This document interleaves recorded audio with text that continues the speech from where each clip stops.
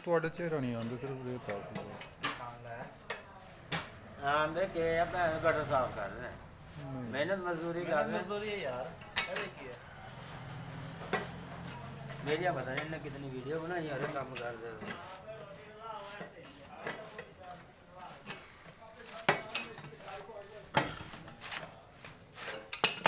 phone आ रहा तेरा सुन ले फिर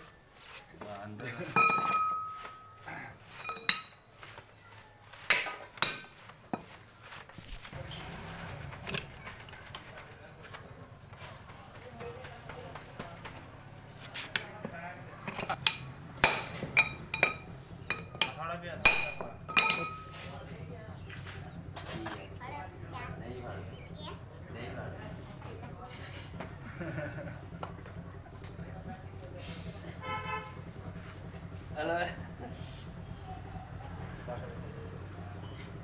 मैं